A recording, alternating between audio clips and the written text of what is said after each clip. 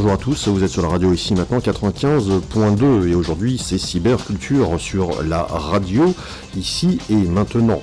Aujourd'hui on reçoit un grand dossier avec toi tes casques jaunes, donc salut à toi. Oui, bonjour à tous. Comment ça va? Ça va très bien. Donc et toi tes casques rouges, ça fait un peu super-héros. Hein. Bon, comment ça va? Ça va très bien. Donc qu'est-ce que tu nous ramènes aujourd'hui comme très beau dossier informatique? Ben, on va faire un petit arrêt sur une étape dans le libre. Grand sujet d'actualité, ça permettra aussi de se repositionner par rapport à ce qui est libre et puis aussi un invité important. Puisque donc de l'association April. Hein. De l'April. Ok, bon, on se retrouve tout de suite après le générique d'introduction.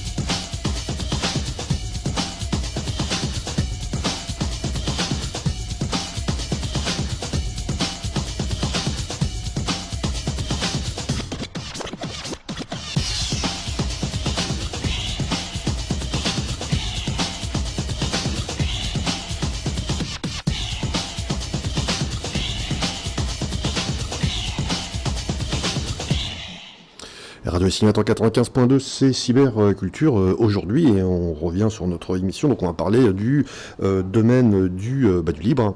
Du libre, avec libre. Entre autres Luc aussi qui est membre du comité d'administration de l'April. Donc déjà, je vais te laisser te présenter qu'est-ce que c'est l'April, parce qu'il y a des gens qui connaissent April, mais à la radio, sur Radio ici maintenant, sur Cyberculture, on n'a pas forcément eu vent de ce que c'est vraiment April. Est-ce que c'est quoi? Est-ce que c'est le mois? Ça a un rapport avec le mois? Non, ça n'a aucun rapport. Pas de rapport avec le mois. C'est l'April, donc c'est une association de promotion défense du logiciel libre qui existe depuis 16 ans maintenant, je crois, enfin 96. Donc on arrive 17 ans. Voilà, 17 ans bientôt. Oui. Et qui est une grosse association. On a 3 permanents, à peu près 5000 membres, dont un certain nombre d'entreprises et quelques acteurs publics également, et beaucoup de particuliers. Et donc voilà, on a cette double casquette qui est à la fois faire la promotion et la défense du logiciel libre. Donc, alors peut-être rentrer plus dans le détail de ce que c'est la défense du logiciel libre. Alors ça consiste au travers de nos permanents notamment, à développer des compétences dans le domaine juridique notamment, enfin avoir un travail de veille sur cette partie-là, sur la partie représentation institutionnelle. Donc on va aller voir des députés, on va aller voir le gouvernement, on va aller poser des questions, on va aller voir ce qui se passe et veiller à ce que le contexte soit favorable au logiciel libre. Alors on n'est pas contre le logiciel propriétaire, on a le droit de faire du propriétaire si on a envie, mais c'est le jeu du lobbying et ce genre de choses, on sait qu'il peut y avoir des choses qui vont être pas légales ou alors des mouvements, des pressions pour avoir des lois qui vont être favorables ou favorables aux propriétaires ou défavorables aux libres. Et donc voilà, on intervient là-dedans par rapport à la défense du logiciel libre. Et concernant cette partie de logiciel propriétaire, quel est plutôt le gouffre ou le fossé qui permet de faire la distinction entre un logiciel propriétaire et un logiciel libre? Part le dire je sors de ma poche. Alors le logiciel libre se définit par 4 libertés. On aime bien pour expliquer ça, faire le parallèle avec une recette de cuisine. Enfin, avec une recette de cuisine, avec la cuisine. Ça, c'est quelque chose que tout le monde pratique. Donc on n'a pas besoin d'être informaticien pour le comprendre. Quand on fait la cuisine, on a une recette de cuisine potentiellement. On va en cuisine, on prépare son plat, Avec et à des la fin, ingrédients, des ingrédients et des ustensiles. Et à la fin, on a un plat tout fait et qu'on Oui. peut manger. Dans l'informatique, c'est à peu près pareil. La recette de cuisine, c'est ce qu'on appelle le code source. C'est une forme de code qu'un informaticien peut lire et comprendre. Ensuite, on passe par une étape de compilation qui consiste, un peu comme en cuisine, à mixer tout ça. Et à la fin, on obtient un code exécutable qui est compréhensible par la machine, mais qu'on ne peut pas relire en tant que lui-même. Donc dans le logiciel propriétaire, on n'a que le code exécutable, donc on ne sait pas comment il est fait. Et dans le logiciel libre, on a à la fois, on peut avoir accès au code source, donc on peut savoir comment ça marche. Et donc les 4 libertés, c'est le droit d'étudier le logiciel, de savoir comment il fonctionne, le droit de l'utiliser pour faire ce qu'on veut, puisque dans les conditions d'utilisation des logiciels, c'est pas une évidence pour les logiciels propriétaires. Le droit de le modifier, donc aller mettre les mains dedans et changer pour en faire ce qu'on a envie, et le droit de le redistribuer, y compris dans un cadre commercial. D'accord, et avec la possibilité toujours de le remodifier, de se l'approprier. Tout à fait, voilà. C'est et tout ça est très complémentaire.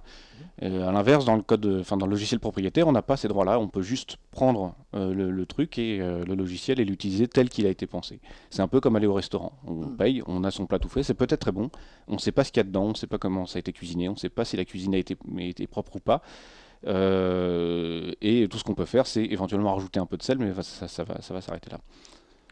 Concernant l'April, on va dire en général, est-ce que tu peux nous en parler un peu plus, parce que comment c'est structuré, comment on adhère à l'association de l'April, parce que vouloir faire la promotion du libre, oui, mais si j'ai envie de m'impliquer dedans. Oui, alors c'est une grosse machine parce que c'est comme une grosse association. Elle a un certain historique. C'était initialement une association étudiante qui était apparue à l'Université de Paris 8. Et elle a grossi. On a donc 3 personnes qui sont à temps plein. Et après ça, on a un comité d'administration qui va s'occuper de gérer l'association, de prendre aussi des options stratégiques, etc. Et après ça, des groupes de travail par thème et par centre d'intérêt. Donc adhérer à l'association, vous êtes les bienvenus. Plus on est nombreux, plus notre parole a du poids. Et il suffit d'aller sur notre site internet et on peut adhérer en ligne, payer en carte bancaire. C'est très simple à faire. Peut-être déjà donner l'adresse du site internet pour les auditeurs qui nous écoutent. C'est www.april.org. Alors attention, il y a des assurances qui ont eu la mauvaise idée de prendre le même nom que nous.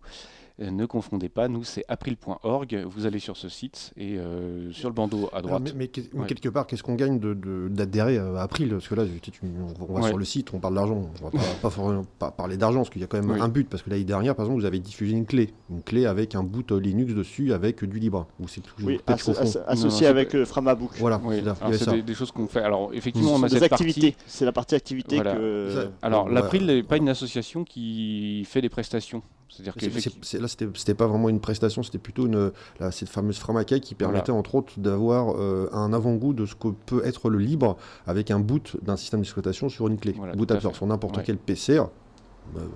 Après c'est comme ça. Il y avait donc OpenOffice, des logiciels de comptabilité qui étaient dessus, etc. Donc pour montrer aux sociétaires et aussi aux associations, parce qu'il y a quand même les associations qui vous aidez les associations aussi derrière, et t'en parlera, je pense un peu plus tard, à ce sens où vous mettez en avant le libre. Alors voilà, l'April, il y a des associations, enfin des trucs associatifs comme Framasoft par exemple. On est vraiment dans l'idée d'avoir des services.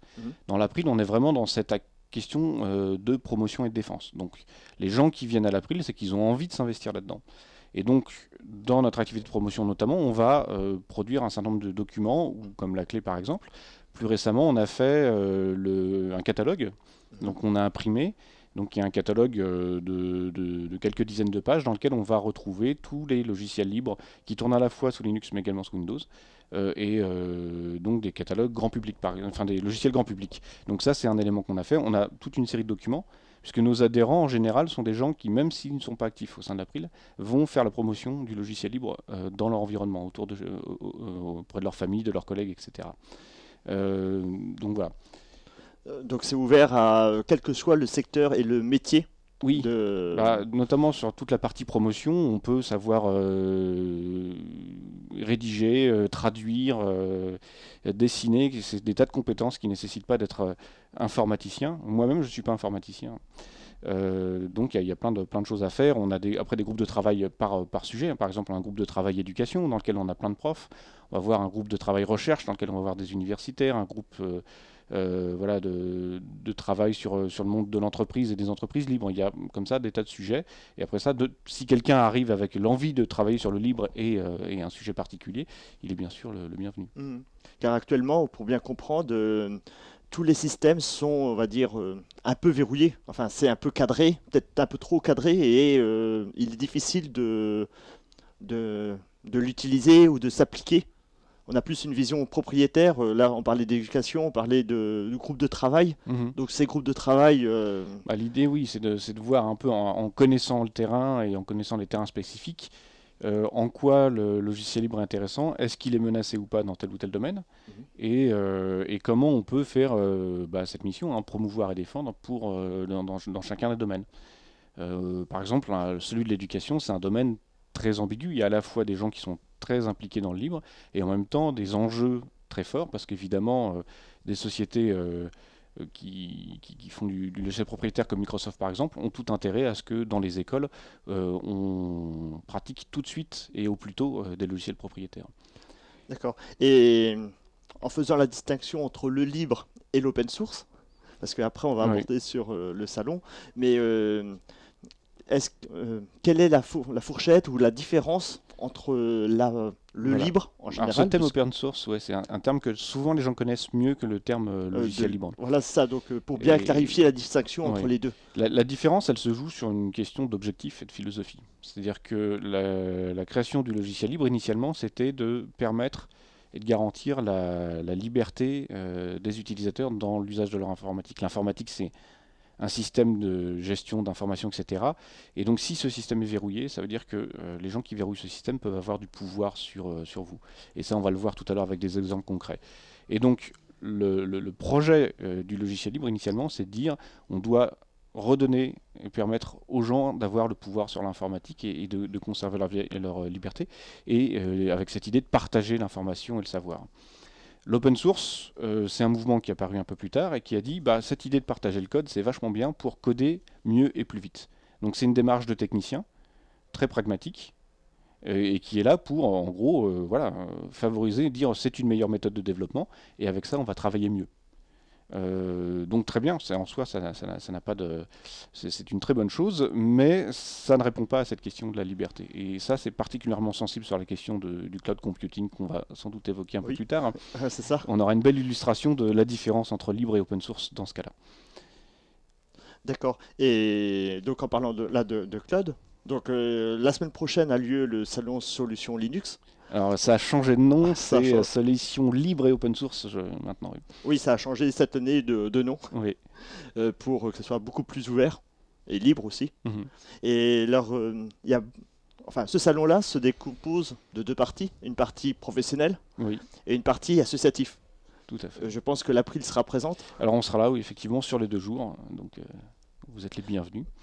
Et donc concernant la partie professionnelle, il y a une grosse partie donc, avec beaucoup de thématiques et beaucoup de sujets tournent sur le cloud en général. Donc il y a un engouement là-dedans, enfin dans ce secteur de tout ce qui est cloud. Est-ce qu'il y a des choses à faire attention? Est-ce qu'il y a des positions à prendre? Peut-être rappeler le cloud, donc l'informatique en nuage, comme on dit, c'est un mot valise qui regroupe des choses très très différentes. C'est cette idée d'avoir des services qui fonctionnent à l'extérieur de son ordinateur. Par exemple, on a un webmail, un mail qui tourne dans son navigateur. Ça veut dire que le mail est hébergé ailleurs, quelque part sur Internet, on ne sait pas où. On peut prendre par exemple le compte sur un Gmail ou un Hotmail pour... Exactement. Facebook, ça fait un peu partie de ça. Et après ça, dans le cloud, on va ranger également des trucs très techniques, comme par exemple des serveurs virtualisés. Donc plutôt que d'avoir une grosse machine chez soi qui fait du bruit et qui tombe en panne, on va louer un espace serveur quelque part sur Internet, ailleurs. Enfin, sur Internet, ça veut dire dans une salle serveur qui ne nous appartient pas. Et donc c'est effectivement très puissant, c'est super pratique. Je pense que tous les gens qui utilisent Internet aujourd'hui ont au moins un ou plusieurs services hébergés, et ça facilite la vie, c'est vachement bien pour ça. Et aujourd'hui, effectivement, le logiciel libre et open source, Mhm. et aujourd'hui très en pointe dans ce domaine-là, avec des trucs comme OpenStack et des choses comme ça.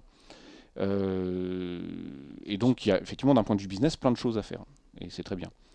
Du point de vue du libre, Mhm. il faut bien penser que le logiciel qui fasse tourner le service cloud soit libre ou pas, nos données sont détenues par des prestataires tierces personnes. extérieurs. Et donc, Ouais. on perd le contrôle. Alors après ça, c'est un choix à faire, mais il faut bien être vigilant et conscient du fait qu'on délègue à des personnes qu'on ne connaît pas la gestion de nos données. Et ça peut avoir des conséquences importantes. Alors qu'est-ce qu'on peut citer comme exemple? Amazon, qui est le plus grand fournisseur de cloud. Oui. Après, on peut imaginer tout plein de choses, mais Oui, peut-être que... oui. Bah alors, dans les petits exemples, enfin, au niveau des conséquences que ça peut avoir, c'est qu'aujourd'hui, effectivement, c'est pratique, on a les infos. Alors, Apple, par exemple, Mhm. a des services, donc l'iCloud. Il y a des trucs qui se passent, notamment, j'avais vu un machin, quand on passait un fichier son par le service de cloud d'Apple, il était, si c'était du MP3, il ressortait, il perdait les métadonnées. Donc Mhm. c'est les informations qu'on rattache au fichier qui permettent de le retrouver plus facilement. Et il était encodé dans une version plus mauvaise. En revanche, si on envoyait un fichier son avec le format d'Apple, il restait en bonne qualité. D'accord. Voilà, autre truc beaucoup plus lourd, c'est le service de la PlayStation 3. Donc je sais plus comment ça s'appelle ce réseau. Je crois que c'est le PlayStation Network ou un truc comme ça. Oui, Ouais. entre autres. Voilà, donc c'était il y a 2 ans. Mhm. Donc les gens qui ont une PlayStation s'inscrivent là-dessus, ils mettent leur numéro de carte bancaire pour pouvoir acheter des jeux, des bonus et des machins. Et c'est super, ils sont branchés sur Internet, ils sont contents. Le problème, c'est qu'ils ont donné des informations personnelles, dont certaines extrêmement sensibles qui sont le numéro de carte bancaire, et ils ne savent pas comment elles sont stockées. Et à partir du moment où on a donné son numéro de carte bancaire à quelqu'un, potentiellement cette personne peut faire n'importe quoi avec ou le perdre. Et c'est exactement ce qui est arrivé au PlayStation Network il y a 2 ans. Ils se sont fait pirater. Et il y a 1,5 million de numéros de carte bancaire valides qui sont partis dans la nature. Il n'y a pas que, enfin, il y a beaucoup de cités liées à on va dire, ces prélèvements automatiques Oui. sans solliciter les utilisateurs. Donc, il y a beaucoup de Mhm. services de jeux en ligne parce que c'est eux les plus flagrants. Mais je pense qu'il y a d'autres secteurs professionnels qui s'autorisent ce mode de prélèvement automatique sans l'accord de l'usager. Et là, on n'a pas du tout le Après contrôle. ça, on contrôle pas ça. Après ça, on se dit si on va avoir une grosse entreprise comme Sony par exemple, on se dit qu'ils vont faire les choses bien. Bon, sur cette histoire de piratage de données, c'est pas le cas. Ils ont normalement, quand on fait les choses sérieusement, toutes ces données sont censées être cryptées de telle sorte qu'il n'y ait que l'utilisateur qui puisse envoyer un code par Internet pour que ce soit lisible. Or, Sony ne l'a pas fait. Et donc c'est à peu près aussi sérieux que si votre banque vous envoyez votre nouvelle carte bancaire collée sur une carte postale avec le code dessus sur l'autre côté de la carte postale. Si personne n'est malhonnête entre la banque et votre boîte aux lettres, tout se passe bien. Bah, c'est à peu près de ce niveau-là. Donc aujourd'hui, quand on va fournir ces données, bah, on ne sait pas ce qui se passe. Mais il y a eu un texte, il y a quelques semaines, je crois, de mémoire, un texte français qui impose les hébergeurs qui proposent le cloud d'avoir leur data center en France. Oui, alors il commence à y avoir des trucs pour essayer de le contraindre, mais enfin nous on peut aller, comment dire, acheter des services à l'étranger. Ça pose aujourd'hui, c'est notre compte Gmail, les données elles sont pas en France. Oui, on ne sait pas d'ailleurs où elles sont Elles sont stockées. d'ailleurs pas où elles sont. A priori, elles sont pas en France. Peut-être, peut-être pas. On n'en sait rien. Oui, c'est Google qui garde le secret. Oui, Et toutes les autres compagnies, c'est la même chose. Donc, tout à fait. Et quand on commence à s'intéresser un petit peu, comme ça, on a plein de petits exemples. Je crois qu'il y a un truc récent où il y avait un site qui vendait l'accès à des mangas. Donc en fait, on s'abonnait et on avait accès à des mangas et donc c'était verrouillé. Et tant qu'on était abonné, c'était bon. Cette boîte a coulé. Et ben là, les gens qui ont acheté les mangas sur ce site-là n'ont plus accès à leurs mangas. Donc s'ils étaient allés dans une librairie, qu'ils avaient acheté du papier, ou s'ils avaient acheté la version numérique mais téléchargée sur leur ordinateur, avec cette idée de contrôle, ils auraient encore les mangas qu'ils ont achetés. Aujourd'hui, ils ont tout perdu parce que la boîte a coulé. Et il n'y avait pas de solution alternative.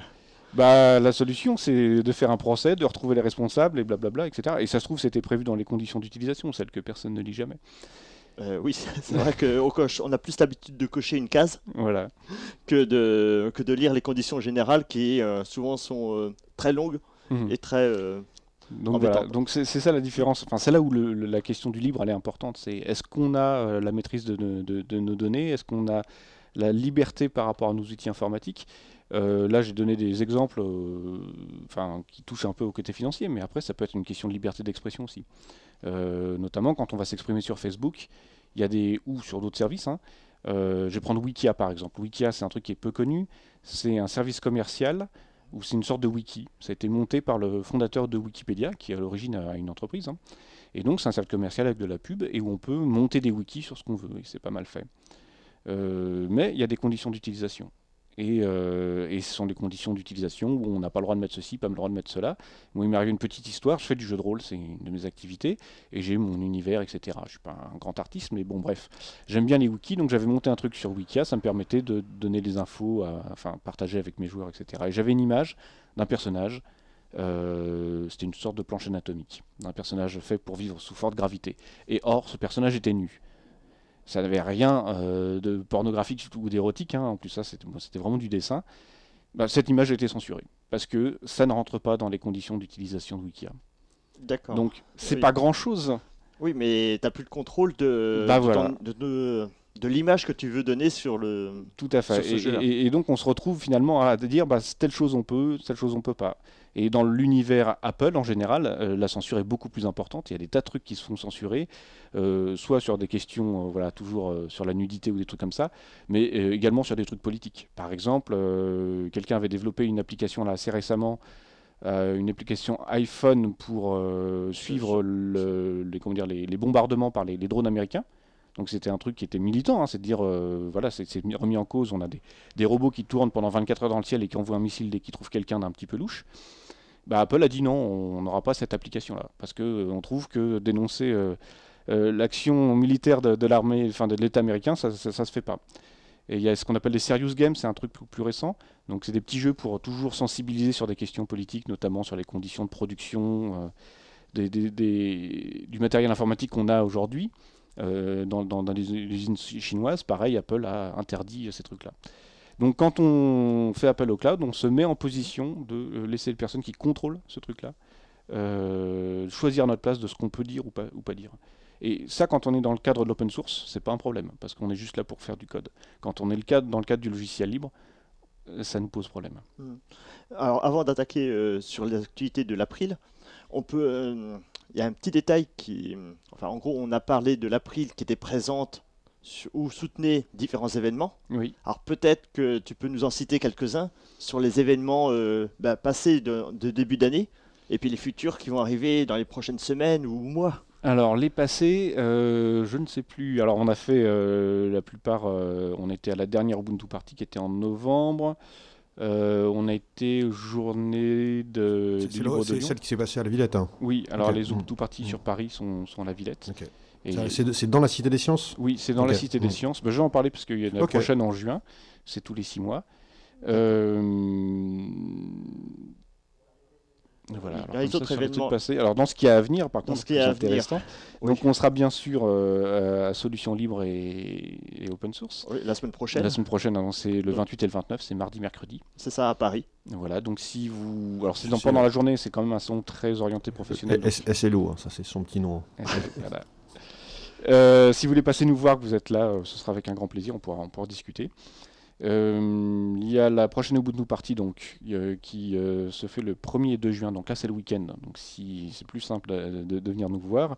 L'Ubuntu Party c'est sympa, Ubuntu, hein, c'est système d'exploitation GNU Linux, mais il y a plein d'autres choses à cette occasion-là, avec des conférences pour notamment les gens qui connaissent pas bien pour débuter. Et Oui, c'est voilà, pas une install party. c'est pas juste une install party, il y a plein de trucs et il y a c'est plein l'occasion de d'ateliers, il y a discuter, plein de découvrir des choses.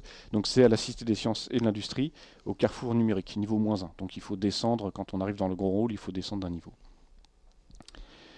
Voilà, le 15 juin, on a à Saint-Denis les rendez-vous dionysiens du logiciel libre, donc à 14h45.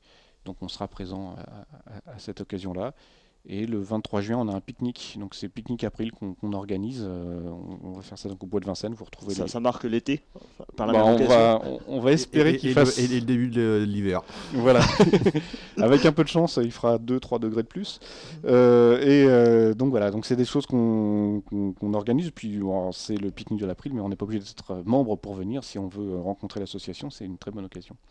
D'accord. Et en niveau, ça, ce sont les événements que l'April organise. Oui. Mais quand on prend les autres événements, on va dire open source, libres, comme les JDLL, Alors on vient autant qu'on peut. Après, on n'a pas des moyens illimités.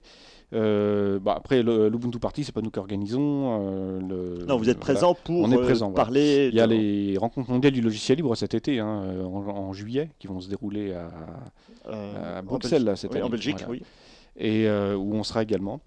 Voilà. Après ça, on vient, c'est un peu fonction de la disponibilité des uns et des autres.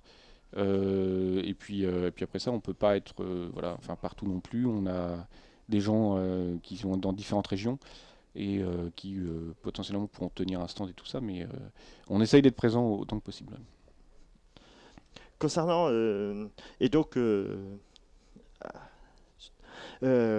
concernant pour la semaine prochaine, parce qu'on va, avant d'attaquer le gros sujet de l'actualité, donc la semaine prochaine, il y a beaucoup de thématiques qui ont été soulevées et proposées au salon Solutions du logiciel libre.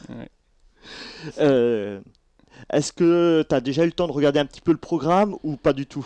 On a jeté un œil là-dessus. C'est quand même des thématiques qui sont très orientées sur les business des entreprises. Et donc avec quelles sont les solutions. Donc beaucoup de cloud, puisque c'est vraiment depuis 2 ans le machin qui fait beaucoup de business. Et après ça... Il y a le e-commerce aussi que j'ai pu voir. Voilà, c'est beaucoup de thèmes qui sont sur le service informatique pour les entreprises.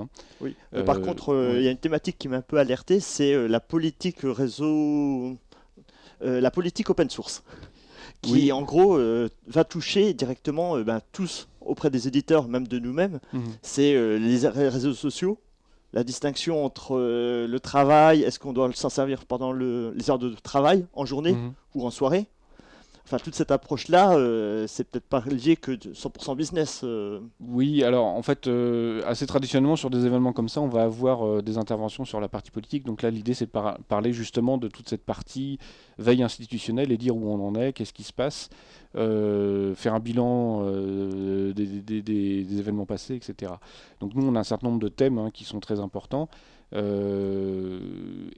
c'est l'occasion de faire un bilan pour les gens que ça intéresse, pour voir où on en est et qu'est-ce qui s'est passé sur la dernière période, par exemple. Et l'autre partie du salon, parce que la particularité de ce salon, c'est une partie professionnelle, mais il y a une partie associative. Oui. Donc, c'est-à-dire qu'il y a dans ce salon un espace où il y a de nombreux stands d'associations, dont l'April fait partie. Mes associations aussi seront présentes. Oui. Mais est-ce qu'on connaît l'importance de ce village associatif? Parce que c'est le seul salon qui, à ma connaissance... Oui, ça c'est quelque chose qui est vraiment très très bien, exceptionnel avec ce salon, c'est qu'il finance, parce qu'on paye à ma connaissance rien ou vraiment pas cher pour être présent quand on est une association. Donc c'est la partie village. La partie village associatif, oui. Et ça c'est vraiment assez exceptionnel et vraiment bien. Et j'y étais pas l'année dernière, mais l'année d'avant, effectivement, il y avait du monde. Je crois qu'il doit y avoir une bonne quinzaine d'associations au bas mot. Il y en a même beaucoup plus que ça. D'ailleurs, ils ont accepté ton éléphant géant PHP cette année ou pas? Ils ont accepté mon éléphant géant PHP et aussi ils ont accepté ma goutte Drupal. D'accord. T'as fait une goutte maintenant? Une goutte d'eau. Ouais, une goutte d'eau, faut préciser. C'est une goutte d'eau. C'est pas une goutte d'autre chose. Donc, non, mais ce salon, il représente comme. Moi, ce que je vous propose, c'est de faire une petite pause. Oui. Le temps que tu reviennes dans tes notes et dans tes éléphants. Et on se retrouve tout de suite après une petite pause, bien sûr. Et on se retrouve tout de suite après ça. Radio ici maintenant. 14h, 15h30. Cyberculture. L'émission qui réveille vos tartines.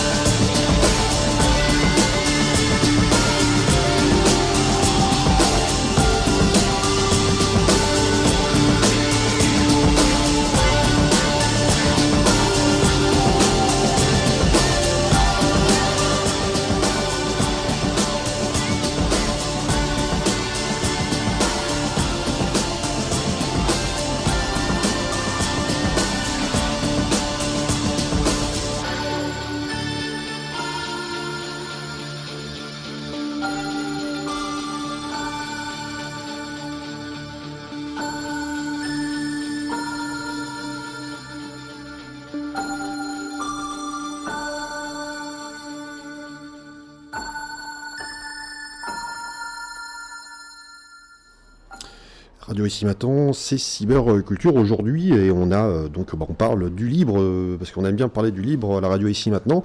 On est avec ça je commence à avoir des trous de mémoire Christophe. avec Christophe Villeneuve et Luc de l'April. Donc on va revenir sur l'autre partie de cette émission, sur les dossiers, parce qu'on parle du domaine du libre. On a parlé du salon Linux qui va se passer lundi et mardi prochain. Mardi et mercredi prochain. Non, mardi et mercredi prochain 28 et 29 au CNIT de la Défense. C'est bien ça. Que je déforme pas, que je dis pas de bêtises. Et bien sûr, toi tu seras sur place, Luc. Je serai mardi. Oui. Voilà, tu seras mardi et vous êtes les bienvenus au sens du côté. Il y a le côté entreprise, ça c'est un fait, mais il y a le côté village. Parce que moi je suis allé l'année dernière et j'étais même avec toi, j'ai passé même la journée avec toi à regarder et voir cette communication, le fait que tu peux aller vers les associations et ils sont là pour vous recevoir et communiquer avec vous, vous expliquer c'est quoi le domaine du libre. C'est bien ça? C'est ça, et puis Après, aussi... prendre un café, un verre, de ce que vous voulez, de manière légale bien sûr, et de ne pas abuser. Et on peut discuter, s'échanger, dire oui, mais qu'est-ce qu'on peut faire avec Linux? Après, vous êtes super ouverts, parce que je sais que je suis allé vers vous l'année dernière, il n'y avait pas de problème, on pouvait discuter, il y avait un échange, il y a du sourire, et il y a aussi parfois un peu du spectacle, hein, et ça c'est à découvrir sur place. Hein. Oui, il y a le parti pirate qui régulièrement animent à leur façon le salon. Il y a un certain grand constructeur de logiciels qu'on ne citera pas au micro qui se fait défoncer son stand, c'est bien ça. Hein. Il n'y a pas que lui. Une fois par an, oui. Voilà. Mais, une fois par an. Il essaie de rentrer dans l'open source, parce que c'est marqué le nom de la société open source. Bon, ça c'est la marque qu'il veut prendre en plus. Et voilà. Bon allez, moi je vous laisse continuer votre partie. On va revenir plus sur l'actualité de l'April, sur la position, sur l'application. Donc il y a tout récemment, d'après ce que moi j'ai pu voir et noter, c'était l'accord Open Bar du ministère de la Défense, qui a fait beaucoup de bruit, mais on ne sait pas du tout ce que c'est. Tout à fait. En fait, ce truc-là, c'est un petit peu la douche froide. Bon, ça existait avant. En fait, pour replacer un petit peu le contexte, au niveau du gouvernement, il y a une circulaire qui a été... Est-ce que tu peux juste rapprocher ton micro de ta bouche? Oui. C'est mieux. Allez. Voilà, donc on va peut-être m'entendre. Donc oui, je disais que pour rappeler un petit peu le contexte d'un point de vue législatif, on a une circulaire qui a été publiée par Hero il y a quelques mois, qui mettait en avant le logiciel libre sans vraiment s'engager. Donc on trouvait ça plutôt positif, même si en Italie ou en Angleterre, les gouvernements ont pris des positions vraiment très engageantes là-dessus. Et là est arrivé le renouvellement de l'accord Open Bar de Microsoft avec le ministère de la Défense. Donc en quoi ça consiste? C'est un accord qui permet aux services informatiques du ministère de la Défense d'installer les produits Microsoft qu'ils veulent. Ils ont pour ça une sorte de hotline, des gens qui sont là pour les aider de chez Microsoft. Et à la fin de l'année, ils font le bilan de tout ce qui a été installé et le ministère paye la facture. La facture. Le problème, c'est que cet accord, il était passé et renouvelé sans appel d'offres. Oui, ce qui est tout récent.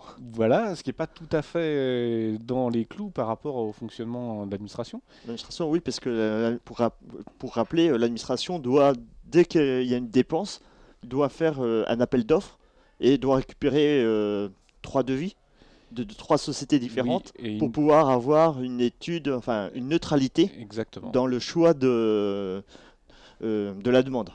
Tout à fait. Et de surcroît, elle ne peut pas citer une marque. Elle peut citer un produit, une fonctionnalité. Par exemple, si on essaie de la bureautique, il peut dire je veux de la bureautique qui fasse ceci, cela, mais elle ne peut pas dire trouvez-moi une solution pour tel produit, telle marque. Oui, j'ai besoin d'un traitement de texte. Le traitement de texte, c'est un mot que tout le monde utilise, sans préciser exactement qu'il peut y avoir un logiciel ou avec un bloc-notes ou un calepin, on peut faire du traitement de texte. Tout à fait. Et donc cet accord a été, il a été renouvelé en dépit de nos efforts. Alors l'affaire fait du bruit, ça a été repris dans le 20-20h à la télévision, également par le Canard enchaîné, ce qui a permis de sortir certains éléments, notamment par des journalistes qui connaissent un peu les questions de surveillance. Outre le fait qu'il n'y a pas eu d'appel d'offres et donc du coup des entreprises libres ou pas d'ailleurs ou autres d'ailleurs n'ont pas eu de chance de répondre à ces appels d'offres. Un des problèmes que ça pose, c'est que on sait que l'État américain, les services secrets américains, la NSA notamment, collabore assez régulièrement Ah, là, avec les entreprises. c'était sur ce point-là. C'est genre, on met du Windows, donc du Microsoft, sur des machines françaises, surtout sur des machines sensibles, Oui. et c'est la fête. Voilà, c'est pas ce qu'il y a, c'est-à-dire c'est ce que tu disais tout à l'heure en début c'est d'émission. comme je vous expliquais, le logiciel propriétaire il est verrouillé, on ne sait pas quelle est la recette, donc on peut tout à fait mettre comment dire, une partie espion, enfin un petit truc pour espionner. Donc ça peut paraître un peu paranoïaque, mais On a un backdoor, un cheval de Troie, Voilà. un keylogger, c'est la fête. Hein. Tout à fait. Mm. Or, cette propension de la NSA à utiliser les entreprises américaines pour faire de l'espionnage, elle a été prouvé, enfin je dirais, c'est documenté, ça existe, c'est pas juste de la paranoïa, et on peut imaginer quand on est dans le domaine de la défense, c'est quand même intéressant de pouvoir faire ça.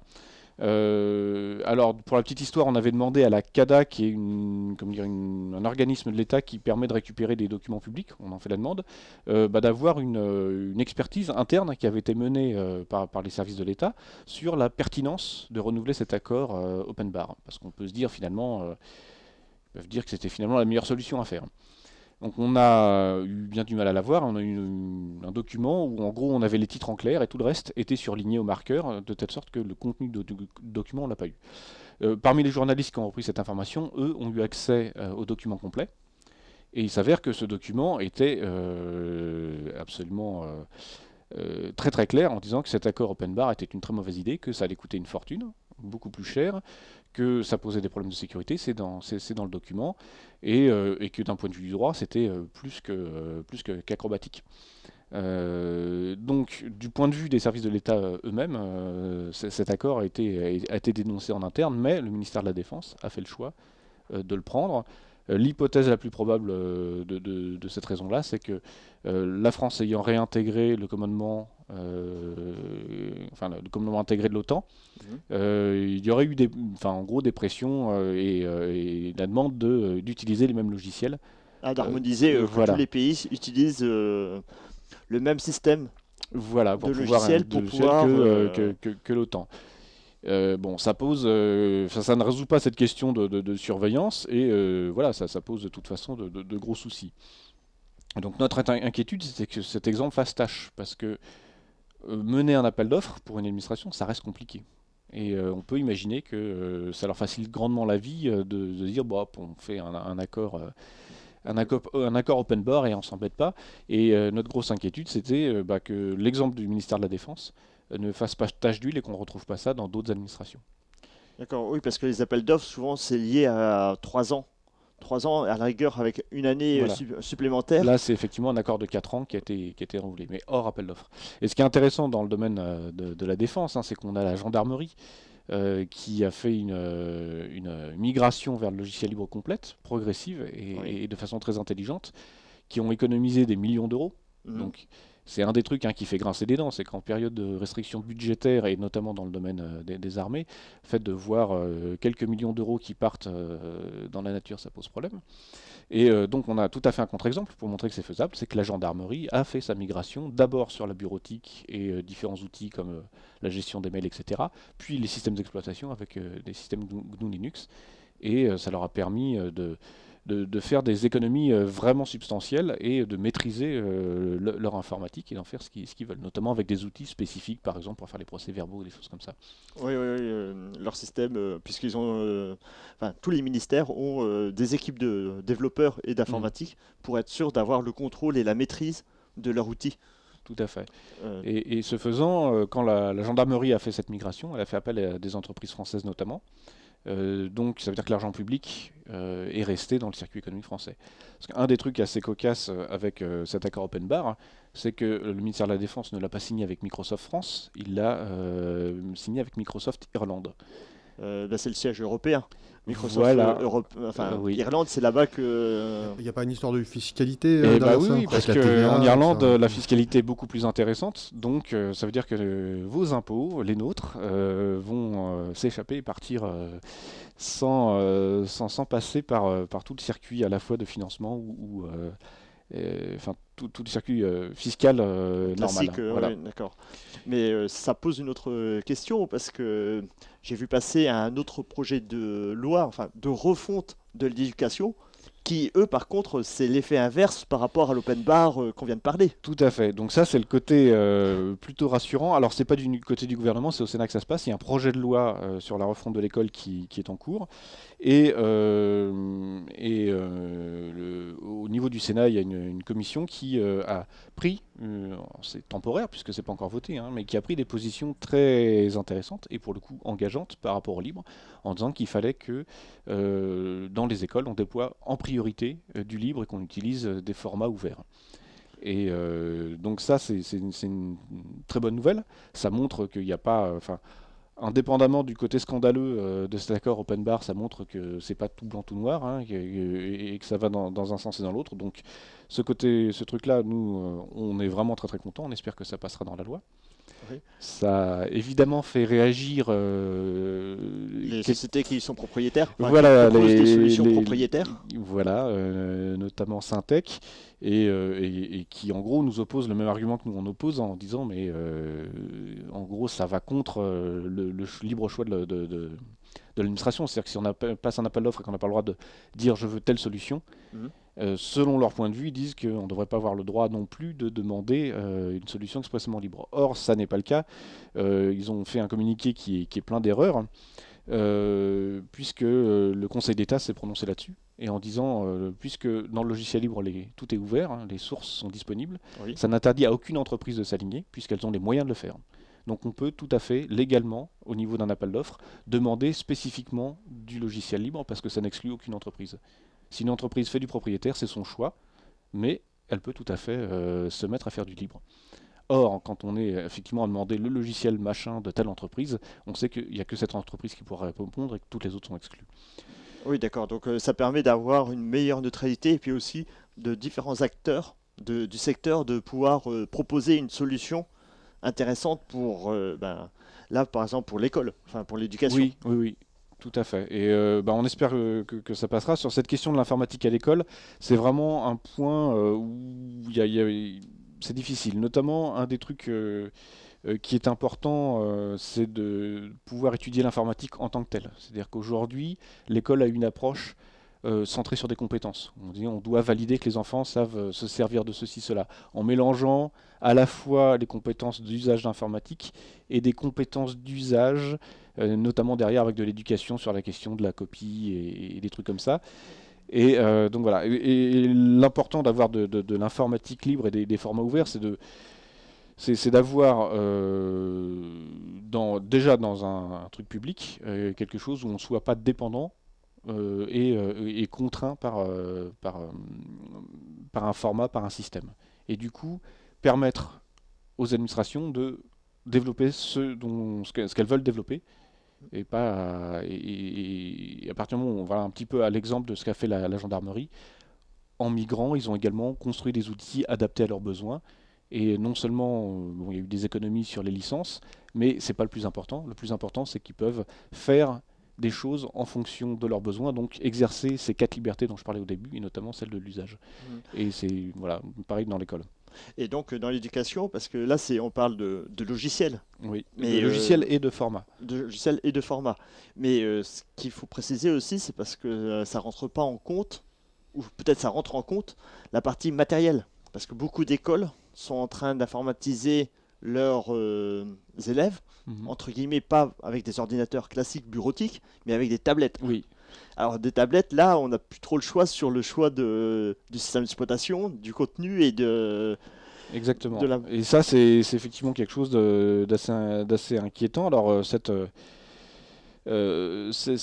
clause est intéressante à ce titre-là, mais on a vu des départements équiper tous leurs élèves avec des iPads, donc du système d'Apple. Oui, voilà, ça. On m'a parlé aussi de Windows, les dernières tablettes à Windows, arrivées dans certaines écoles. Voilà, donc là, on se retrouve avec l'encontre de ce projet de loi.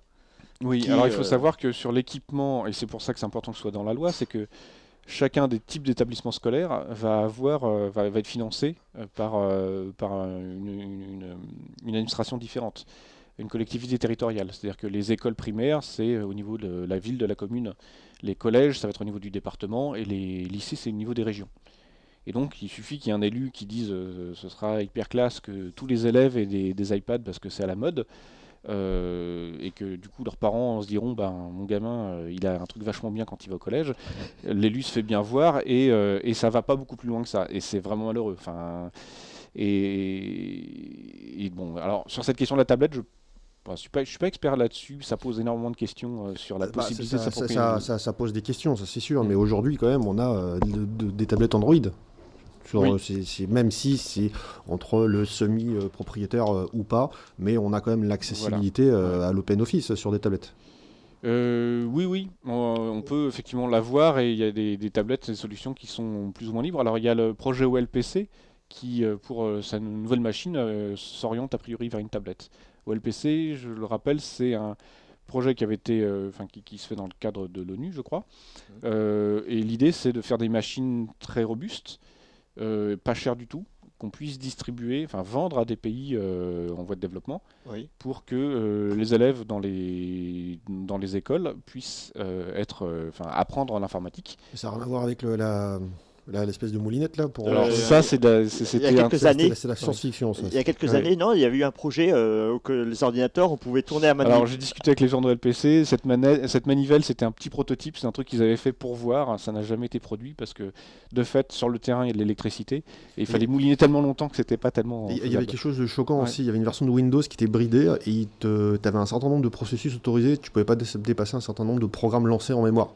Oui, alors sur cette question-là aussi, ça fait partie des choses qui avaient pas mal choqué, c'est que le projet OLPC s'était lancé sur du logiciel libre, et évidemment comme il s'agit de distribuer des milliers et des centaines, au moins des dizaines de milliers de machines dans plein de pays, Microsoft, arrivant sur le tard, a dit non mais nous aussi faut pas que ce soit du libre, on veut que notre système d'exploitation soit dans le coup. Et donc ça a été fait, mais la machine a été adaptée, sachant que c'est une machine très peu puissante. Mais dans les faits, cette machine n'a pas été déployée. Et c'est un très beau projet parce qu'il ne s'agit pas juste de balancer des machines. Derrière, il y a vraiment de l'accompagnement, c'est-à-dire qu'il y a des programmes pédagogiques, il y a des gens qui vont sur le terrain pour déployer les équipements, former les profs localement, et que vraiment ce soit une vraie prise en main et pas... On fait de la technique et on balance ça sur le terrain. D'accord, oui, on n'envoie pas la marchandise, les ordinateurs, et après c'est débrouillez-vous, vous en servez, c'est bien, sinon tant pis. Donc je sais qu'ils travaillent sur la tablette, et donc pédagogiquement c'est pas nécessairement absurde. Après ça, c'est pas mon domaine de compétence. En revanche, effectivement, il y a cette question du contrôle de la machine et de son informatique qui reste et qui est impératif. Oui. En parlant d'un autre sujet d'actualité, qui concerne aussi les auditeurs, on va s'orienter un peu plus orienté web et les DRM. Alors les DRM. Les DRM, parce que les DRM, on en a entendu parler.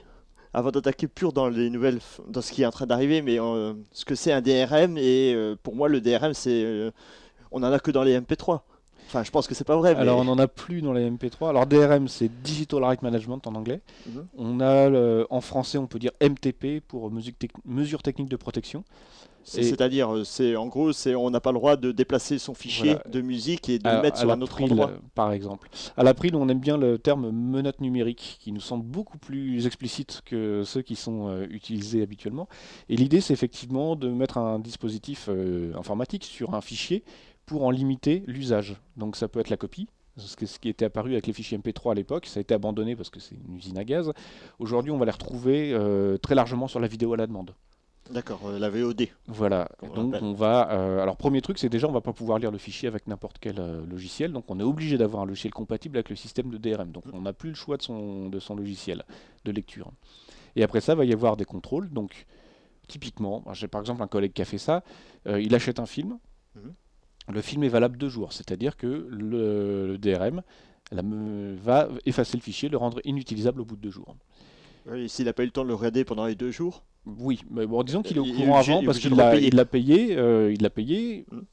Bon, il sait qu'il a 2 jours. D'accord. Donc il regarde le film le soir, premier soir, et puis il est fatigué, il arrête au milieu du film en disant bon, je regarderai la suite demain soir. Le lendemain soir, il relance la lecture et il s'avère que le DRM bloque la lecture, ne l'empêche pas de regarder le film, mais l'oblige à regarder le film depuis le début. C'est-à-dire qu'il ne peut pas reprendre le film au milieu là où il l'a laissé. D'accord. Donc voilà, typique le genre de petite nuisance des DRM, donc avec des entreprises qui mettent ces systèmes en place pour contraindre un usage et uniquement cet usage-là. Et bon, pour eux, on sait que c'est très rentable. Et ce qui est assez fabuleux avec les DRM, avec la vidéo ou la musique, c'est que si on se propulse dans le temps en arrière, quand on achetait des CD ou des DVD, on peut encore le faire, hein. Oui. Si j'achète un film sur un DVD, Mhm. bon, alors le DVD il est déjà en lui-même déjà verrouillé, il y a les menus que je peux pas passer, les bandes annonces que je peux pas passer, alors que j'ai quand même payé ce DVD, je suis pas obligé de regarder la pub normalement. Donc déjà c'est un truc un peu pénible, mais ce DVD, si un jour, si je veux t'en faire cadeau, je peux. Si je veux le revendre parce que je trouve que ce film est nul, je peux le faire. Si je meurs dans un accident, Une autre on personne peut en hériter. Enfin, voilà. mes ayants droit peuvent en hériter. Avec les DRM, c'est plus le cas. C'est-à-dire que vous payez un fichier Mhm. et vous ne payez plus, vous n'êtes plus propriétaire de la copie. Vous êtes juste titulaire d'un droit de consultation. Donc, vous avez quand même perdu énormément de choses dans l'intervalle. Et en plus de ça, ça ne marchera que sur tel et tel lecteur, tel et tel système d'exploitation, etc. Donc une chaîne classique ou un player de support, enfin de disque ou de CD a un risque de ne pas être compatible. Tout à fait. Et trop ancien, ben ça, il y a une fracture. Oui, oui. Donc si vous avez un vieil ordinateur, que vous n'arrivez pas à faire tourner le nouveau lecteur qui implémente le DRM machin, eh ben ça va pas marcher. Si vous êtes sur GNU Linux comme moi, comme toi aussi je pense, Oui. Ben là c'est même pas la peine d'essayer, c'est juste pas compatible. Oui, parce qu'on n'a pas accès aux sources et on peut pas le modifier. Voilà. Et Et même sans aller jusque-là, Oui, à partir du moment où on paye, on voudrait peut-être pouvoir lire le fichier sans avoir à avoir, comment dire, à installer, à bidouiller et à acquérir des compétences d'informaticien que tout le monde n'a pas, quoi. Et ces DRM-là sont en train de se porter, on va dire, sur le HTML5, donc Oui, la ça, nouvelle c'est tendance Voilà. web. Ça, c'est le truc vraiment pénible. Donc HTML, c'est le langage qui va permettre de créer les pages Internet. Mhm. HTML5, c'est le nouveau langage qui permet de faire énormément de choses. Et l'avantage de ce langage, c'est que jusqu'à maintenant, il était totalement ouvert. On connaissait toutes les spécifications. Il était libre. Et vous avez sur votre navigateur Internet une petite fonction qui vous permet de regarder le code source de la page sur laquelle vous êtes. Alors, évidemment, si vous n'êtes pas informaticien, ça ne va pas vous aider, mais c'est possible. C'est là, c'est disponible. Et Internet s'est construit là-dessus. Et si Internet a marché, c'est justement parce qu'il est libre et ouvert. Et donc au niveau du W3C, qui est l'organisme qui assure justement la normalisation de tous ces trucs-là, ils sont en train d'essayer de passer le fait d'intégrer des DRM à l'intérieur d'HTML5. Donc ce qui vise, c'est encore et toujours la vidéo, et donc de pouvoir, de la même façon que ce que j'ai décrit avec les vidéos à la demande, que ça marche directement dans HTML5. Alors là, ça va poser problème pour certains systèmes de téléphonie. Enfin, je pense à Firefox OS, aux applications web en général qui utilisent le HTML5, de ne plus pouvoir être distribué sur n'importe quelle plateforme. Le DRM va bloquer l'utilisation de... À partir du moment où on a un DRM, en fait, si on veut un DRM, c'est-à-dire un truc qui bloque l'usage de la lecture du fichier, etc., il faut qu'on ait une partie fermée. C'est-à-dire qu'il faut qu'on verrouille un bout de quelque chose, sinon ça veut dire que c'est contournable. Et donc si on ne veut pas que ce soit contournable, il faut que ce soit fermé, donc non libre. Et à partir de là, on peut mettre les conditions qu'on veut. C'est-à-dire qu'à partir du moment où j'ai une fonction qui me dit tu peux verrouiller la lecture du fichier, si je décide que les propriétaires de téléphone machin, avec le système d'exploitation truc, ne doivent plus lire le fichier, eh ben, je peux le faire. Donc ça veut dire que je peux dégrader l'usage de l'informatique. On sait que un système d'exploitation de téléphone comme l'iPhone par exemple, il y a un système d'obsolescence programmée pour pousser les utilisateurs à changer de téléphone quand la nouvelle génération est là. Donc quand il y a des mises à jour, les anciens logiciels se mettent à marcher de moins en moins bien, parce que la nouvelle version n'est pas vraiment rétrocompatible. Et par ce jeu-là, on a un téléphone de moins en moins utilisable, et c'est une façon de faire pression sur l'utilisateur pour qu'il change. Et on n'a peut-être pas envie de ça. Enfin, je veux dire, et nous, dans le logiciel libre, on veut pouvoir maîtriser le truc. Et si on veut garder un ordinateur qui a 15 ans, eh ben on le fait. Parce que on a, nous, des systèmes d'exploitation très légers, on peut bidouiller comme on veut, etc. À partir du moment où on intègre ça dans HTML5, c'est-à-dire vraiment dans une infrastructure, dans un langage qui est commun à tout le monde, eh bien ça veut dire qu'on va permettre à des acteurs extérieurs de faire ça sur n'importe quelle plateforme. Et donc ils vont dire par exemple, si vous êtes des utilisateurs de GNU Linux, eh ben on veut pas que vous regardiez notre site internet ou notre vidéo. Bon là c'est un peu parano peut-être, mais c'est un pied dans la porte. Et donc ça veut dire que c'est un moyen à des acteurs extérieurs de venir faire la loi sur votre ordinateur. Et donc, comme toi, enfin, comme beaucoup d'utilisateurs internautes jouent, et le HTML5, de plus en plus, on voit les jeux apparaître sur le HTML5 avec ce nouveau langage. Donc là, on risque aussi d'avoir des contraintes matérielles où on pourra plus du tout jouer comme on voudra. Oui, ça fait partie effectivement des applications qu'on peut imaginer qui vont être ce contrôle-là. Oui. Oui, parce que, et par rapport, donc on a parlé de DRM, mais par rapport, on va dire, à l'Adopi, Oui. ça se rapproche, ça a la même vision, ou c'est encore un sujet complètement différent par rapport au DRM? Alors, c'est pas exactement la même chose. Les DRM, la première approche qui avait été faite dans les DRM, c'était en 2005-2006 avec la loi d'AFSI, et qui avait dit les DRM vont être obligatoires. Enfin, c'était un peu ce qui avait été discuté à l'époque. On avait réussi à calmer le jeu, mais l'idée c'était on va rendre les DRM obligatoires, et donc du coup il ne faut que des lecteurs qui implémentent les DRM, et donc du coup on ne pouvait plus faire de logiciel libre. Adopi en fait a été construit après ça en constatant pour la partie musicale l'échec des DRM. C'est-à-dire que Apple, qui était parti à fond dans les DRM, à un moment a dit bon, on arrête tout, parce qu'il s'apercevait que comme ça, techniquement c'est hyper compliqué, que c'était une usine à gaz, ça nuisait aux clients qui jouaient le jeu. Donc ceux qui copiaient illégalement de la musique n'avaient pas de problème, et ceux qui achetaient le truc se retrouvaient à se faire avoir parce que le jour où vous avez changé d'ordinateur, leur musique était plus lisible ou des trucs comme ça. Donc Adopi, il y a cette idée de surveillance sur l'adresse IP, et de mettre des avertissements et de couper Internet. Donc dans le truc qu'on fait beaucoup de bruit là, ces dernières semaines, c'est le rapport Lescure.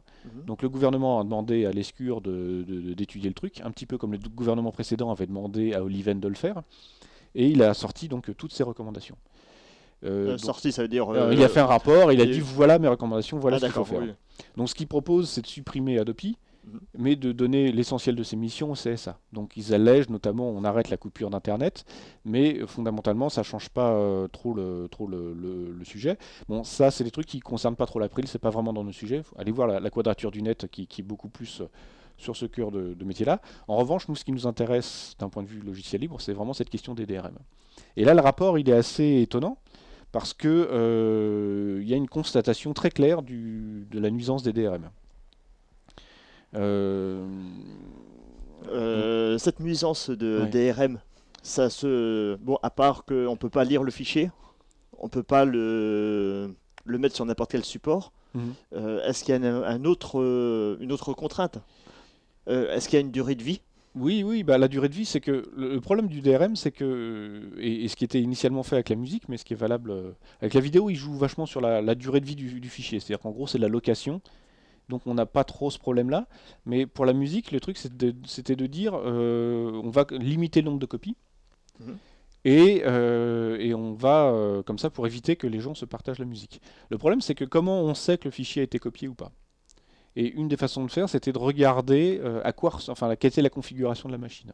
Et donc dès qu'on change la configuration de la machine, ça veut dire qu'on a copié, c'est-à-dire on n'est plus sur la même machine.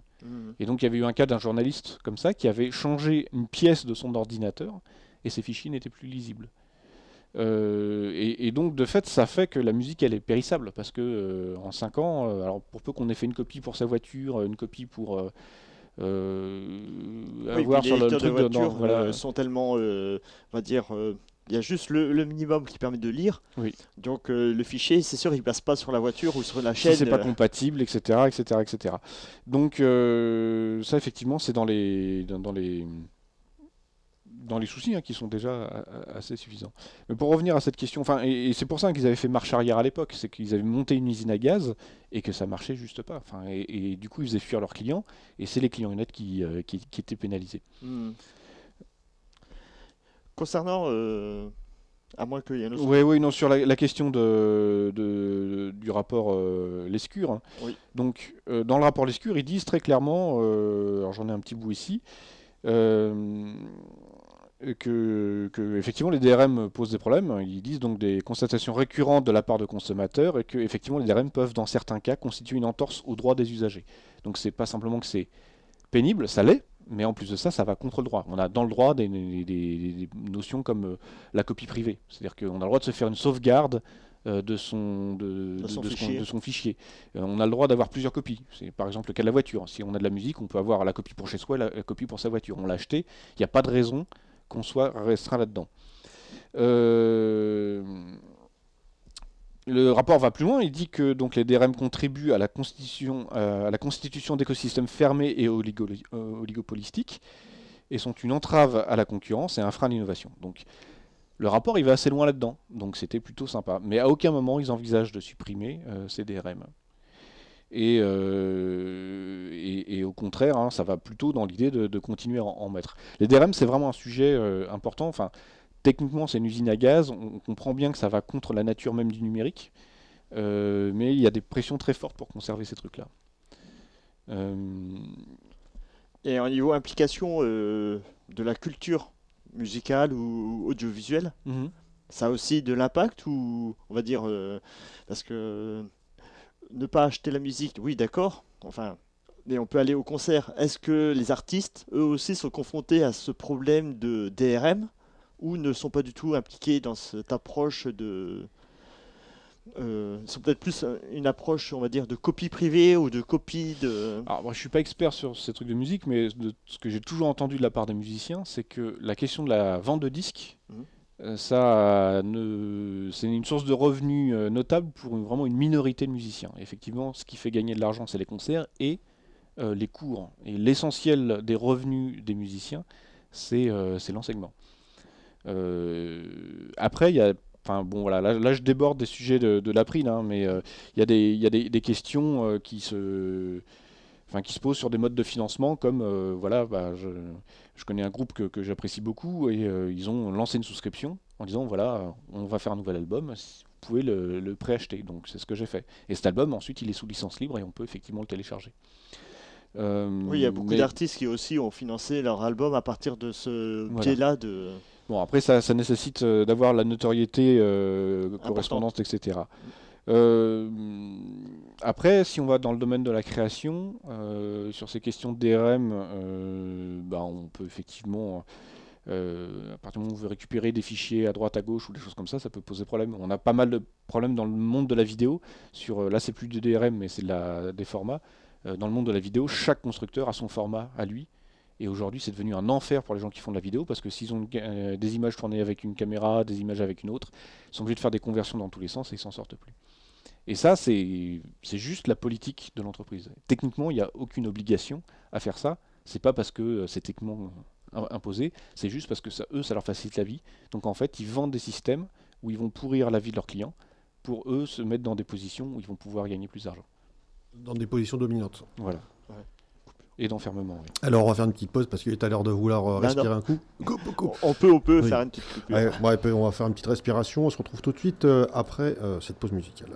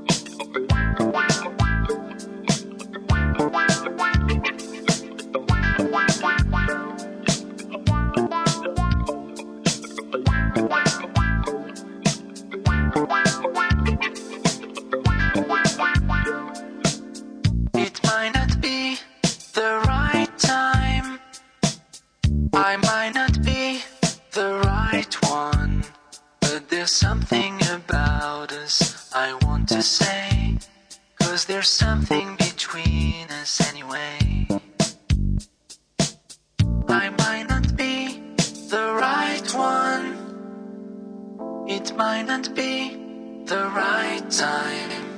But there's something about us I've got to do.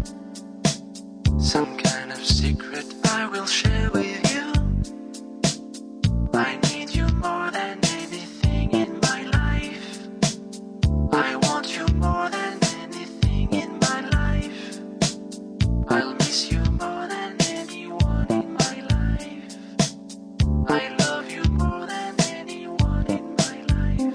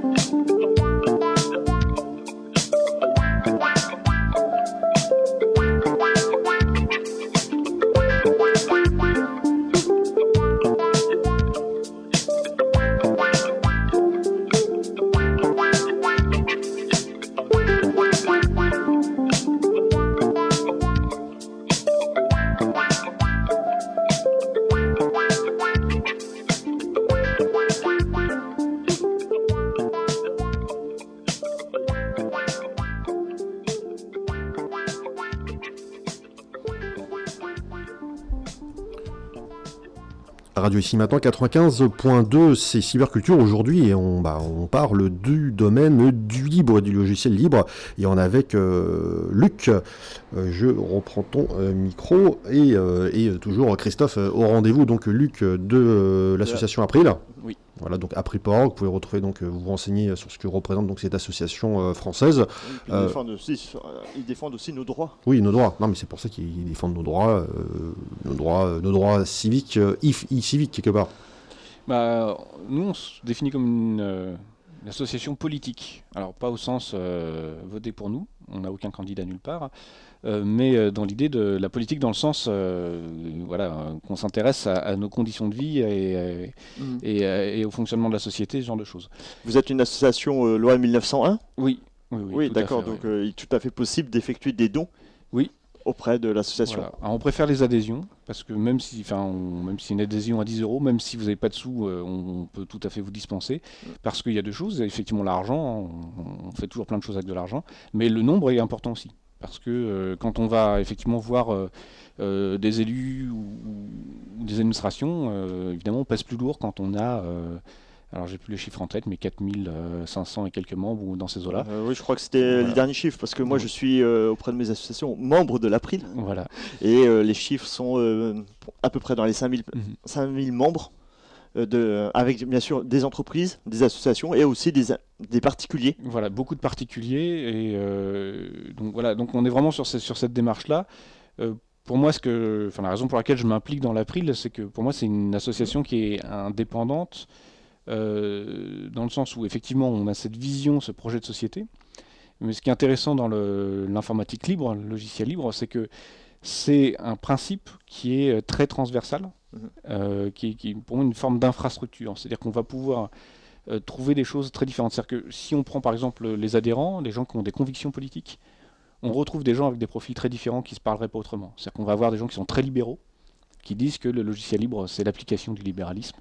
On va avoir des gens communistes, anarchistes, il y a vraiment ou même des gens très nationalistes. Il y a vraiment plein de tendances qui se retrouvent là-dedans et qui trouvent que le logiciel libre est une mise en application possible de leur idéal. Donc il y a ce côté comme ça très fédérateur. Et après ça, on a effectivement des milieux très différents. Par exemple, je connais quelqu'un qui est super écolo. Pour lui, c'est vraiment un truc qui est très important et il centre sa vie là-dessus. Et il a trouvé dans le logiciel libre le moyen de faire de l'informatique en respectant ses principes écologistes. Mais à côté de ça, on a des gros industriels qui utilisent le logiciel libre. Donc, on est à la fois sur quelque chose avec des convictions, des principes, mais après, à chacun de s'approprier ces principes-là. Et l'April, elle est à ce niveau-là. C'est vraiment sur ce côté où elle n'est pas en train de dire telle appropriation, telle interprétation est juste et les autres sont fausses. Mais l'idée, c'est faire avancer ce truc-là, parce qu'on est convaincu que c'est quelque chose qui permettra, ça ne ferme pas tous les débats, mais en tout cas, ça permettra d'avancer. Pour revenir, on va dire un peu plus maintenant au niveau actualité, Oui. j'ai pu lire à différentes sources la loi de la consommation libre. Alors peut-être Alors, que... cette loi de consommation, c'est un projet de loi, c'est pas encore parti, mais ce sera probablement un sujet important dans les mois qui viennent. Donc, il y a une loi de consommation qui est en train de se décider et qui pourrait notamment mettre en place un truc important qui est le fait de pouvoir mener ce qu'on appelle en anglais des class actions, donc des démarches collectives donc, dans le domaine de la consommation. Donc vous avez, je sais pas moi, acheté un produit qui marche pas, plutôt que de faire un procès tout seul dans votre coin, ce qui coûte cher et compliqué, hasardeux, vous pouvez vous mettre collectivement. C'est le regroupement collectif qui existe déjà aux États-Unis, mais Voilà. qui est pas en France, parce qu'on ne Tout pouvait à pas le fait. faire. Par exemple, il y a un service ou un bien ou un service, bon, on va pouvoir aujourd'hui s'associer tous ensemble pour pouvoir attaquer l'industriel sur ces Donc problématiques. ça, si ça passe, ce sera une très bonne chose. Dans le domaine de l'informatique libre, ça nous permettra notamment de faire des actions au niveau de la vente liée, par exemple. La vente liée, c'est vous allez dans une grande surface, un supermarché ou un grand magasin spécialisé, vous avez des ordinateurs, et les ordinateurs viennent avec Windows. Et vous savez, vous n'avez pas le choix de l'acheter sans le Windows, vous n'avez pas le choix du système d'exploitation, sauf à acheter un Mac, et vous ne savez même pas combien vous payez le Windows, parce que le prix, et tout est intégré. Alors on vous dit ça va avec, mais le Windows et les autres logiciels installés, ils ne sont pas gratuits, vous les payez de toute façon. Et tout ça est très très secret. Et aujourd'hui, c'est compliqué. Il y a quelques personnes qui ont fait ça, qui ont mené des procédures, mais c'est vraiment des furieux. Ça leur a pris 2 ans, ça leur a quand même coûté des sous, même s'ils ont gagné, parce qu'on sait que le remboursement des frais de justice, ça couvre jamais la totalité des frais. Donc voilà, c'est quand même un engagement très important. Et à partir du moment où on aura cette possibilité d'action de groupe, eh ben, on va probablement pouvoir mener des actions très intéressantes dans le domaine. Autre chose qu'il y a dans ce projet de loi consommation, il faut savoir que ce projet de loi, c'est une mise en œuvre d'une circulaire européenne. Donc on est en train de passer dans le droit français quelque chose qui a été... déjà mis en application sur les autres oui, pays. en tout cas qui est en cours, soit déjà mis en application, soit en cours de mise en application, mais avec un cadre qui a été discuté et mis en œuvre au niveau européen. Et ce qui est assez rigolo, c'est que dans ce cadre-là, il y a l'idée de faire de l'information, notamment sur les DRM. Tous ces problèmes de DRM qu'on a évoqués tout à l'heure, avec tous les problèmes que ça peut poser sur l'usage des fichiers et de ce qu'on va pouvoir acheter, et ben, dans le texte européen d'origine, il est dit il faut que les gens soient informés et qu'ils sachent quelles sont les compatibilités ou justement au contraire les trucs où ça ne va pas marcher. Et bizarrement, dans la première mouture du texte, du projet de loi, et ben, toute cette partie avait disparu. Donc on vous met des DRM, mais on vous dit surtout pas à quoi vous pouvez vous attendre si vous payez tel ou tel truc avec des DRM. Donc on a pas mal réagi là-dessus. A priori, ça va changer. Le gouvernement a dit que c'était qu'une première version du projet de loi. Donc on espère que tout ça passera lors de la discussion et que cette partie information, alors on préférait qu'il n'y ait pas de DRM, mais à défaut, il faut au moins que les gens sachent à quoi ils s'exposent et à quoi ils peuvent s'attendre. D'accord. Et concernant, donc là c'était plus, là, on va dire, la consommation. Oui.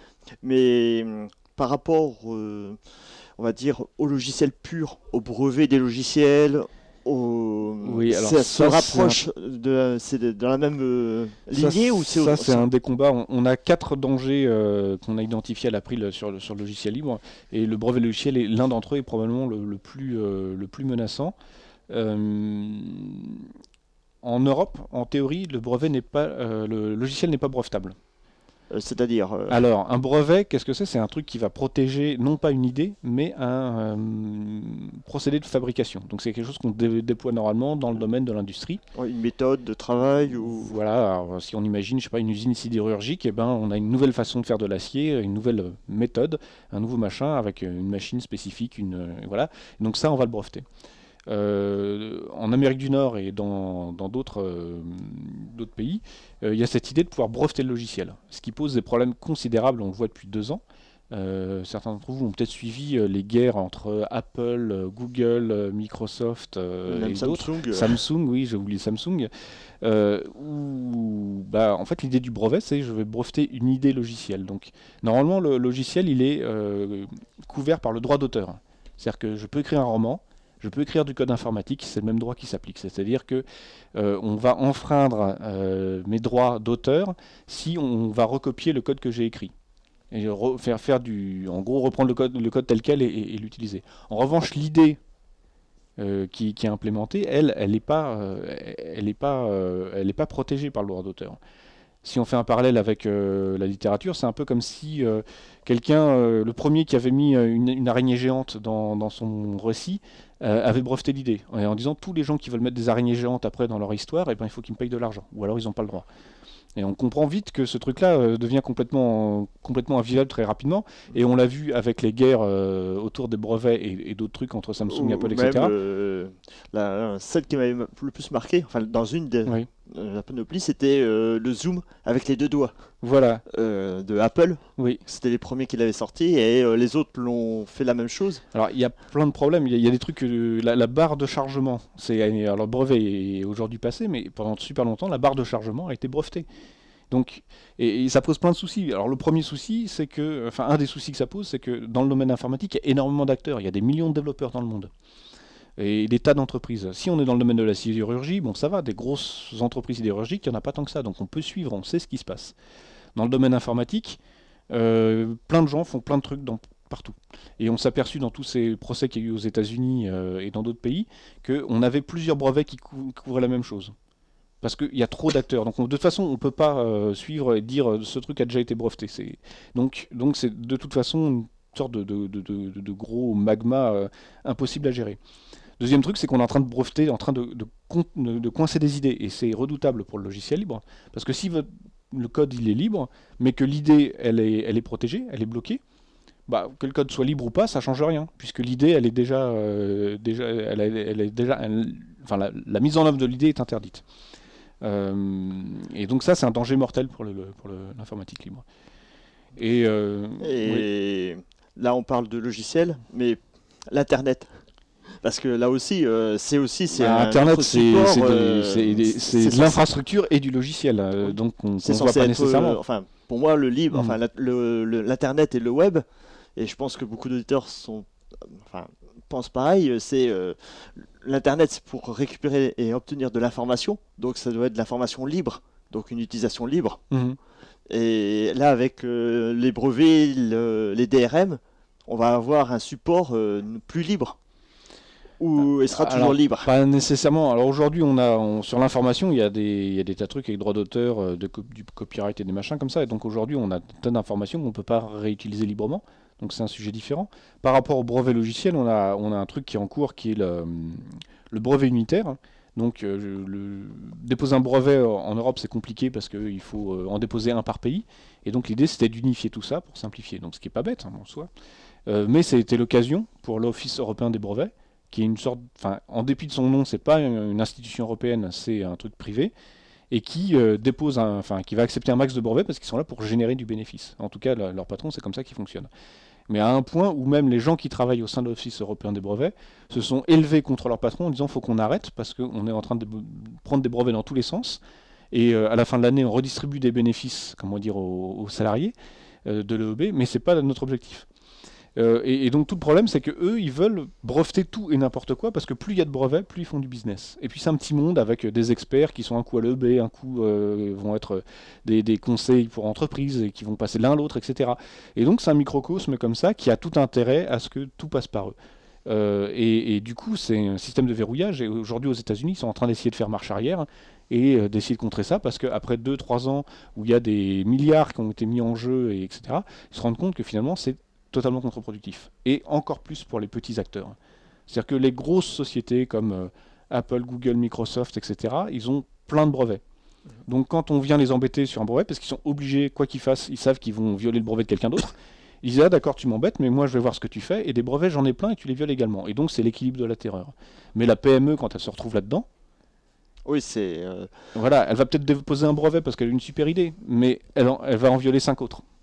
D'accord. Et dans les trucs complètement pervers, il y a ce qu'on appelle les patent trolls, qui sont donc des boîtes qui sont des boîtes de juristes et qui ne font que aller attaquer des entreprises, des PME, en leur disant soit vous tapez 2 ans de procédure et ça vous coûte une fortune, soit vous nous lâchez $5 000, etc. Et donc il y a plein d'effets pervers comme ça. Aujourd'hui, c'est un des dangers vraiment, vraiment importants. D'accord. Pour la fin de l'émission, parce qu'il Oui. reste très peu de temps, est-ce qu'il y a quelque chose, un point sur l'April à rajouter Je pense qu'après on fera l'occasion d'autres émissions un peu Oui. plus développées sur certains secteurs de votre association. Mm. Donc, mais au moins pour déjà reparler du salon qui se passe Oui. mardi et Oui. mercredi Alors, prochain. le salon qui va se Non. passer la semaine prochaine, c'est le salon Solutions Linux. Solutions libres et open source. Oui, Solutions Linux libre et open source. Le SLO, tu sais, on peut. Voilà. Comme C'est avec le Ima, salon Pop-Up. européen dédié à Linux et au logiciel libre Voilà, qui va se dérouler au CNIT de la Défense tout à fait. Et- le 28 et 29 mai, donc c'est Donc. mardi, mercredi prochain. Tout à fait. Il y a donc au programme, il y a 150 exposants quand même. Donc il y a quand même une partie professionnelle, mais il y a quand même des associations. Donc le village Le village associatif. Donc là, vous pourrez nous retrouver parce que tu seras là. Enfin, j'espère. Moi, j'y serai le mardi. Ouais. Cherchez les éléphants, vous trouverez Christophe Villeneuve. Voilà. Voilà. Mais William aussi sera. Enfin, j'espère pourra Non, venir. J'y serai. Voilà. Au moins pour Et- 4 heures. Et donc vous pourrez voir exactement aussi beaucoup de thématiques, beaucoup de sujets et beaucoup d'interventions et d'animations aussi, parce que Voilà. ce salon est aussi propose beaucoup d'animations, des jeux concours. Ça, je le sais. Ah, ça, je ne savais pas. Il y a des jeux concours. Je sais qu'il y a différentes tablettes graphiques, des tablettes à gagner. Donc, Sur Android, bien sûr. il y en a Android, et puis il y en a aussi sur d'autres marques. Attends, c'est les salons open source Linux, on peut pas avoir d'autres marques, c'est pas possible. Eh ben, il faut venir et puis pour voir exactement Est-ce les que- jeux concours. Est-ce qu'on peut gagner des éléphants sur ton stand? On pourra adopter des éléphants. D'accord, c'est pas pareil. Ok. Peut-être parler aussi de l'Ubuntu Party. Ah oui, Parce l'Ubuntu que Party, ça oui. se déroule donc le 1er de juin, donc c'est le week-end prochain. Bah, c'est dans une semaine, donc Voilà. là aussi, vous êtes tous conviés Voilà. à Et c'est venir. le week-end, donc c'est peut-être plus accessible pour ceux qui bossent en journée. Oui. Et si le libre vous intéresse, mais que vous n'y connaissez pas grand-chose encore, ou que vous voulez savoir ce qui existe comme logiciel, etc., là c'est vraiment un truc grand public, avec des démonstrations, des conférences pour comprendre ce que c'est que le libre dans le détail et tout ça. Donc à la Cité des Sciences et de l'Industrie, samedi et dimanche. Et ça s'appelle Vous- comment le Ça s'appelle Ubuntu Party. la Ubuntu Party. On donc, a- niveau on en a moins déjà, un. on en a déjà parlé Voilà. sur Oui, plein voilà, c'est d'émissions, ça. donc niveau moins 1. Il y a quoi? À partir de 11h. C'est quoi? Il y a une entrée? C'est combien? Alors c'est gratuit, ok. c'est totalement gratuit. ouais. Ok. oui. Ok. Et je crois que le programme il est publié sur leur site officiel Tout à fait. de l'événement. Ok, bah c'est tout ce qu'il y avait à dire. Bah merci à toi d'être venu, Merci Luc. de votre accueil. Bah, je pense que tu es le bienvenu, hein, bien sûr, pour parler d'autres éléments d'April. Parce que là, c'est assez intéressant pour savoir, vous, en tant qu'association, qu'est-ce que vous faites en tant qu'acteur en France, même au niveau européen, parce que vous êtes peut-être aussi au niveau européen. Peut-être qu'il y aura l'occasion en plus. Alors, ça, on ça, a des je pense. liens aujourd'hui Voilà. avec d'autres, voilà, mais Ok. c'est un sujet. Tu as quelque chose à rajouter pour. Non, Très belle émission, hein, Christophe. Tu as fait des progrès. Hein. Non, je déconne. Bon, bah, on se retrouve la semaine prochaine dans Cyberculture. Bah, bien sûr, je vous rappelle qu'on a un chat.rim952, parce que j'en ai pas parlé. Il y a eu des commentaires tout à l'heure. Bonjour à vous. Hein. On continue la suite du samedi sur Radio Ici Maintenant avec Olivier d'ici quelques instants, avec la hotline. Donc, vous avez des problèmes sur votre ordinateur, sur Linux en particulier, ou sur Windows, ou sur n'importe quel type de support informatique. Olivier est là pour vous aider d'ici quelques instants. Vous êtes sur la radio Ici Maintenant, 95.2, c'était Cyberculture. À très bientôt. merci.